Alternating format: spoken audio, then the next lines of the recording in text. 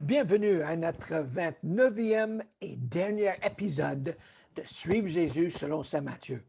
Et je m'appelle Glenn Smith et je suis celui qui vous accueille chaque semaine avec mon épouse Sandy pour expliquer qu'est-ce que ça veut dire dans cet évangile de suivre Jésus comme roi, de suivre Jésus comme Seigneur.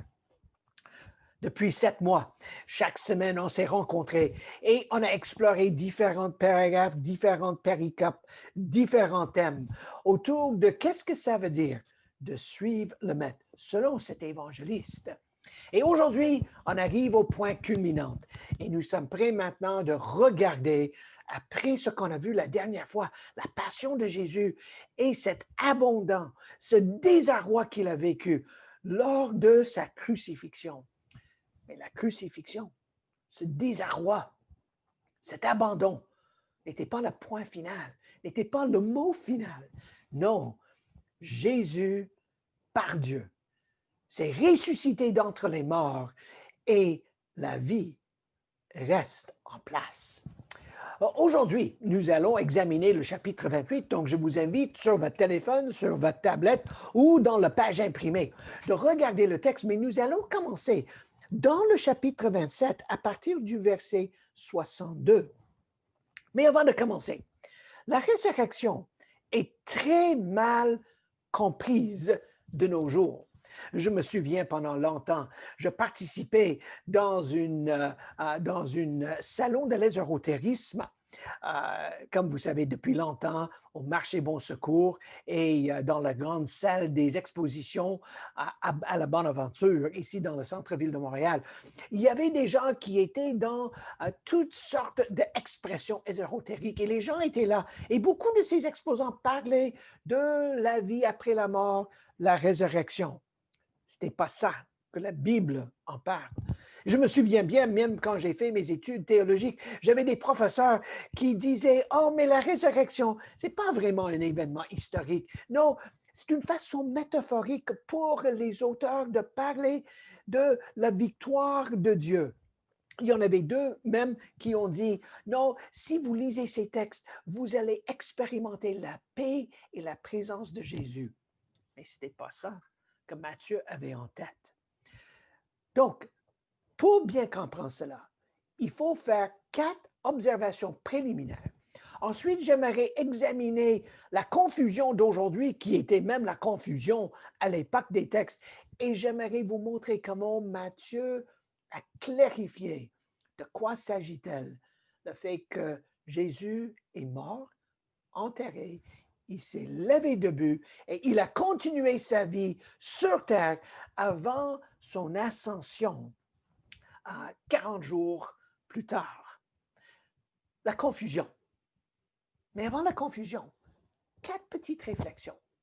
Tout d'abord, dans ce texte, il y a une conjonction non temporelle que Matthieu aime utiliser beaucoup. Même 62 fois dans son évangile, il a utilisé cette conjonction.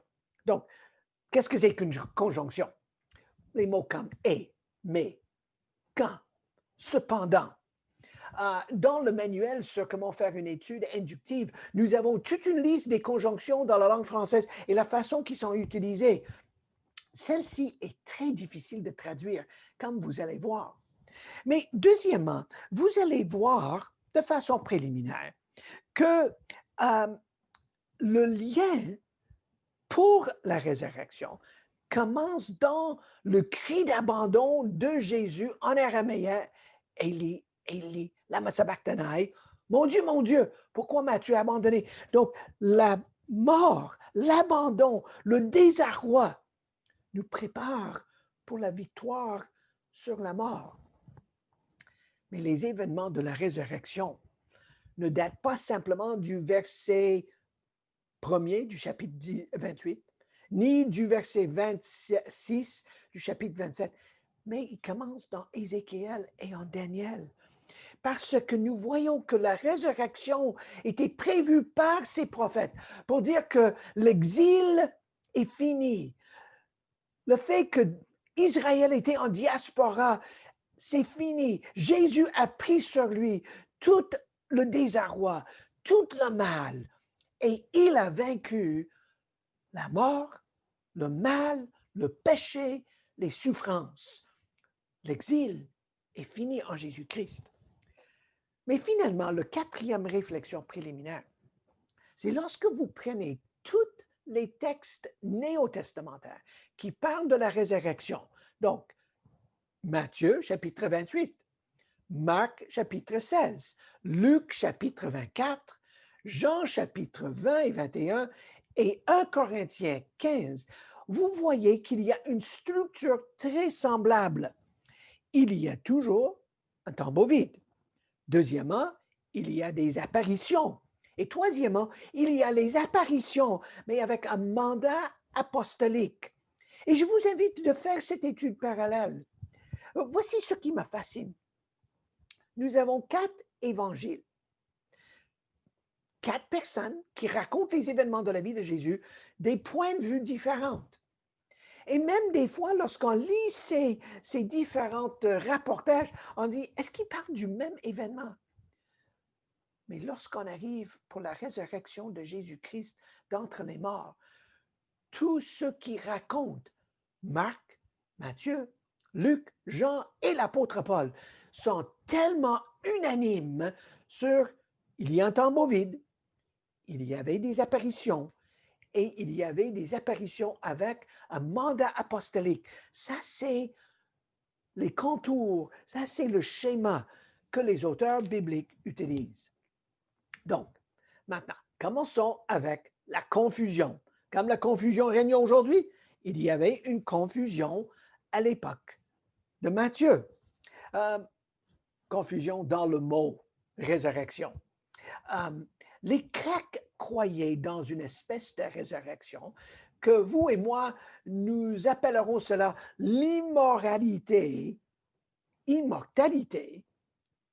de l'âme. Que la vie allait continuer après la mort, mais c'est simplement une immortalité désincarnée. Les Juifs croyaient dans une au-delà, mais c'était une résurrection corporelle de tous les Juifs pour vivre avec Yahweh pour toujours. Et même le mot se ressusciter ou la résurrection n'avait pas du tout la connotation ni la dénotation que nous avons avec les textes bibliques. Le mot qui a été utilisé, c'était le mot pour dire se lever debout ou de se réveiller. C'est comme ce matin, quand mon réveil matin a sonné, j'aurais dit « Ah, je me ressuscite ». Mais ce n'était pas ça du tout qui était en question. Donc, il y avait une confusion linguistique.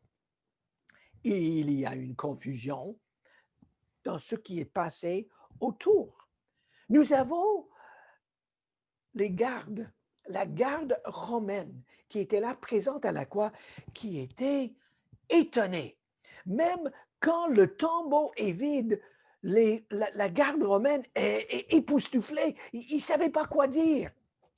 Nous avons, deuxièmement, un centurion qui confesse que véritablement, celui-ci est le Fils de Dieu.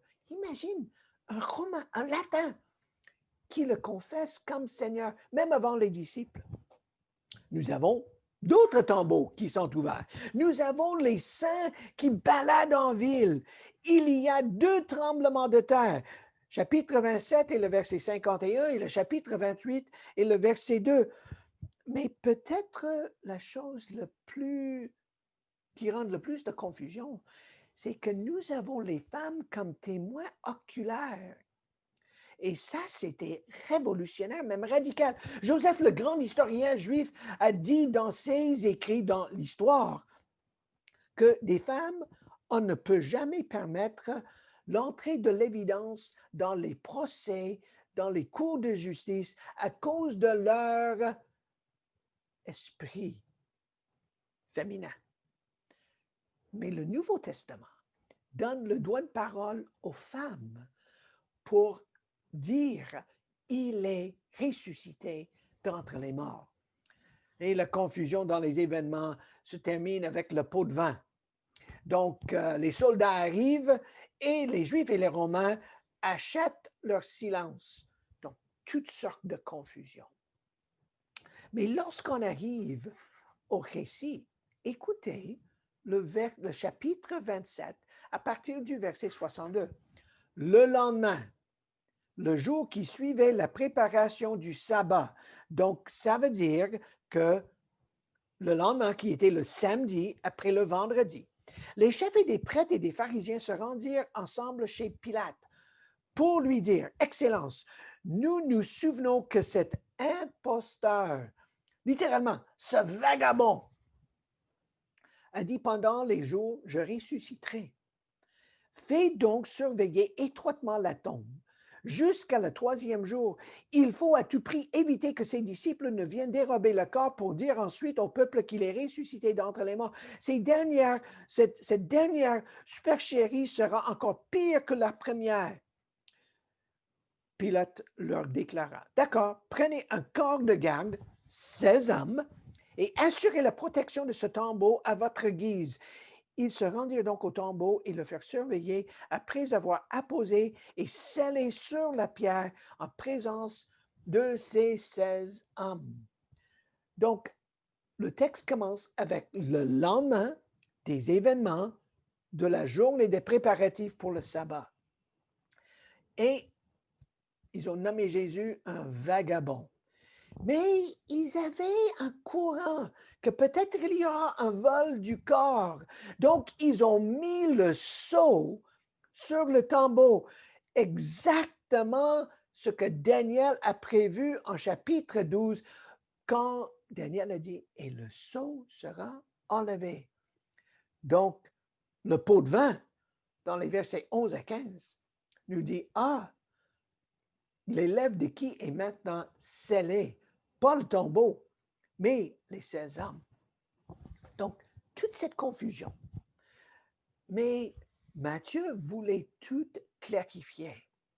Et de bien clarifier, et même dans la structure et l'essence du texte, regardez ce que Matthieu affirme. Tout d'abord, dans les versets 1 à 8 du chapitre 28, le texte commence après le sabbat, comme le jour commençait. Donc, vous voyez, il y a une structure. 27, 62, le lendemain, maintenant, après le sabbat. Donc, Matthieu suit la chronologie. Et comme j'ai dit, la première chose qu'on note dans les versets 1 à 8, c'est qu'il y a les femmes qui sont les témoins oculaires, les femmes nommées. Nous savons de qui s'agit-elle. Elles viennent pour embaumer le corps. Et l'ange apparaît et il dit, n'ayez pas peur. N'oubliez pas, c'est impératif, n'ayez pas peur. Et le commandement, l'impératif le plus souvent cité dans les textes bibliques. Et Jésus et l'ange répètent simplement ce que Jésus avait dit à ses disciples en chapitre 26. Montez en Galilée et je viendrai vous voir. Donc, le récit de la résurrection de Jésus-Christ commence avec un tombeau vide, avec les témoins oculaires. Pourquoi est-ce que ce premier point est tellement important? Parce que l'événement historique qui est incontournable, c'est que le tombeau est vide. Qu'est-ce qu'on fait avec un tombeau vide? Maintenant, on passe au verset 8 à 10. Et maintenant, il y a une apparition, mais avec une première commission. Parce que les dames rencontrent le Jésus incarné. Nous connaissons encore leur nom. Et nous avons maintenant tout un renversement de tout ce qui est juif. Pas simplement que c'est les femmes qui reconnaissent Jésus et qui annoncent qu'il n'est plus enterré. Mais maintenant, Dieu se révèle aux hommes via les femmes. Donc, les hommes croient, les femmes, avant de voir le Jésus ressuscité et incarné. Et la réponse est tellement implicite. Nous avons l'adoration.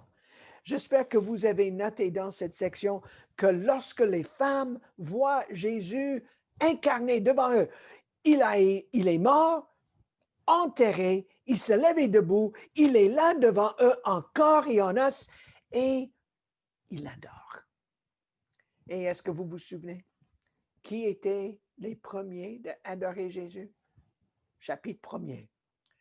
Les rois mages qui sont arrivés de l'Orient, probablement de l'Irak ou de l'Iran. Ils sont venus et lorsqu'ils ont vu le bébé, qu'est-ce qu'ils ont fait? Ils l'ont adoré. Donc, l'adoration, c'est une file conducteur tout au long du message de Matthieu. Et on le voit ici. Donc, il y a un tombeau vide. Maintenant, il y a une autre apparition avec les témoins oculaires et il y a une première commission. Allez en Galilée, comme j'ai dit, je vais me révéler à mes disciples. Maintenant, nous arrivons au verset 16 à 20. Et maintenant, voici ce que nous apprenons. C'est que Jésus apparaît à ses disciples. Et il y a le grand mandat apostolique. Écoutez le texte, à partir du verset 16. Les 11 disciples se rendirent en Galilée, sur la colline que Jésus leur avait indiquée, chapitre 26 et le verset 32. Dès qu'ils aperçurent, finalement, il adora. Quelques-uns, cependant, eurent des doutes. Ça, c'est Thomas. Et Jean nous raconte la rencontre de Jésus avec Thomas. Alors Jésus s'approchait d'eux et leur parla ainsi.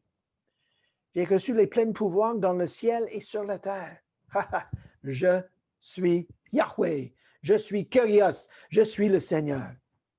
En allant dans le monde entier, faites des disciples de tous les groupes ethniques du monde. Baptisez-la au nom de la Trinité et apprenez-leur à obéir tout ce que je vous ai prescrit dans les 5 discours qu'on a déjà étudiés dans l'Évangile. Et voici, je serai moi-même avec vous chaque jour jusqu'à la fin du monde. Vous voyez la progression historique? 27, 62, le lendemain. 28, et le verset 1er, le jour du sabbat. Verset 11 du chapitre 28, pendant qu'ils étaient en chemin. Maintenant, à la fin, je serai avec vous jusqu'à la fin du temps. Donc, il y a une progression. Mais est-ce que vous voyez ce que Jésus a fait dans son mandat? Il a dit, tout pouvoir m'a été donné. Je serai avec vous jusqu'à la fin. Donc, faites des disciples. Je vous ai formé comme disciples. Vous avez les 5 discours qui est le contenu sur la suivance, sur comment suivre Jésus. Maintenant, faites d'autres disciples. Faites d'autres apprentis. Baptisez-les et apprenez-leur le contenu des 5 discours. Donc, nous avons ici une conclusion typique. Marc, Luc, Jean, Paul, ils disent tous la même chose. Jésus, mort, enterré, il a repris vie dans son corps. Il a continué, il a donné le mandat. Et maintenant, on est prêt de regarder ce que Saint Luc a dit dans les actes des apôtres, ce que moi j'appelle les actes de l'Esprit Saint. Et 40 jours plus tard, il a monté au ciel. Et 50 jours plus tard, le Saint-Esprit est venu. Et ce qui a commencé avec Jean-Baptiste lors du baptême de Jésus, ce qui a été réalisé dans la mort et la résurrection de Jésus, maintenant le nouvel ère du règne de Dieu est inauguré. Et la parole est très claire. Jésus règne. Maintenant, ceci étant dit, il y a quelque chose que je trouve fascinant dans ce texte. Parce que dans ce chapitre, nous avons cette conjonction non temporelle. Reculez au chapitre 1er, verset 1er du chapitre 28. Après le sabbat, comme le jour commença à pondre le dimanche matin, Marie de Magdala et l'autre Marie, donc les témoins oculaires, se mirent en chemin pour aller vers la tombe. Maintenant, nous avons la première fois dans ce chapitre que cette conjonction est utilisée. Dans mon édition, ça dit tout à coup. Descendez, verset 7. Puis, allez vite, annoncez à ses disciples qu'il est ressuscité d'entre les morts. Et voici, même conjonction non temporelle. Continue. Il vous précède en Galilée. Là, verrez-vous, voilà, même conjonction, ce que je vous ai dit. Verset 9. Et voici que tout à coup, Jésus vient à leur rencontre pour la deuxième apparition. Verset 11. Pendant qu'ils étaient en chemin, et cette fois-ci, la conjonction n'est même pas traduite. Et la dernière fois, le 6e fois dans ce chapitre, le 62e fois dans l'Évangile et le verset 20, et apprenez-leur à obéir tout ce que je vous ai prescrit. Et voici, même conjonction. Donc, qu'est-ce qu'on comprend par cette conjonction? J'ai recherché en français parce que vous voyez ici, nous avons tout à coup, voici, voilà, tout à coup. Une fois, c'est même pas traduit et à la fin, c'est encore et voici. Voici ma façon de traduire cette conjonction. Je prends le joual québécois. Pour vous qui n'êtes pas du Québec, soit les gens qui nous suivent en Haïti, au Burundi ou peut-être en Europe francophone, je vais vous introduire à notre jargon québécois. Et voici ma façon de traduire cette conjonction. Verset 1er. Après le sabbat, comme le jour commençait à pondre le dimanche matin, Marie de Magdala et l'autre Marie se mirent en chemin pour aller voir la tombe. Ben voyons donc! Voici qu'il y a eu un violent tremblement de terre. Un ange du Seigneur descendit du ciel et s'approcha de la tombe, roula la pierre de côté et assis sur elle. Verset 7. Puis, allez vite, Jésus a dit à ses témoins oculaires, annoncez à ses disciples qu'il est ressuscité d'entre les morts. Ben voyons donc, il vous précède en Galilée, là vous le verrez. Ben voyons donc ce que je vous ai à dire. Verset 9. Et voici que, ben voyons donc, Jésus vient à leur rencontre. Verset 11. Pendant qu'elle était en chemin, ben voyons donc, quelques soldats de la garde retournèrent en ville pour faire au chef des prêtres leur rapport concernant les événements. Et maintenant, à la fin, en allant, verset 19. Allez, en allant, faites des disciples de toutes les nations. Baptisez-les au nom du Père, du Fils et du Saint-Esprit. Et apprenez-leur à obéir tout ce que je vous ai prescrit. Ben voyons donc, je suis moi-même avec vous chaque jour jusqu'à la fin du monde. Mes amis, cette conjonction nous donne ce qui est essentiel. C'était un événement bouleversant, un événement incroyable. Des fois, les gens sont confus. Des fois, les gens rejettent. Mais voici ce qui est important. On ne peut pas nier que le tombeau est vide. Le tombeau est vide. La question, c'est qu'est-ce qu'on fait avec le corps? L'histoire en Matthieu 28, c'est que les disciples l'ont volé. Ça, c'était une explication qui courait dans l'Église primitive. Il y a toutes sortes d'autres explications. Quand moi, j'étais un étudiant universitaire, j'étais incrédule. J'avais rencontré les gens qui étaient vraiment les étudiants qui suivaient Jésus. Mais de croire en Jésus, non, ça c'était trop. Et mes amis m'ont donné un livre écrit par le grand historien britannique Frank Morison. Et j'ai lu ce livre. Et Morison, comme moi, était une incrédule. Le premier chapitre, il expliquait qu'il a commencé d'écrire un livre pour prouver que Jésus n'est pas ressuscité. Mais une fois qu'il a examiné toutes les faits, il a examiné toutes les explications possibles, il a changé d'idée. Et dans le chapitre 2, il parle de sa conversion. Et il a intitulé son livre « Qui a bougé la grande pierre ?» Et moi, j'ai décidé de suivre Jésus. Et il est pour cette raison que j'aime tellement ma traduction de cette conjonction. Ben voyons donc, le tombeau est vide.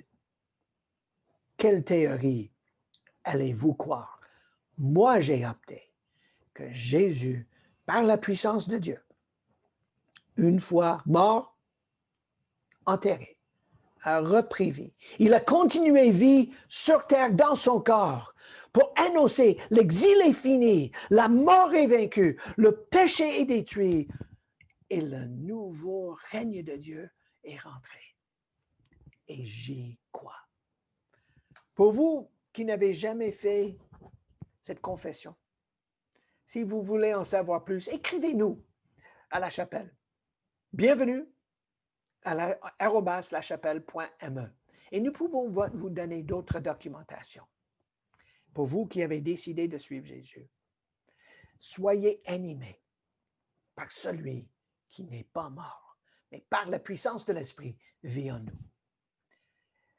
Donc, mes amis, merci beaucoup d'avoir fait partie de notre 29 épisodes. Je prie pour vous, que le Seigneur vous accompagne pendant que vous continuez de suivre Jésus selon saint Matthieu. Au revoir, bon courage, il est ressuscité.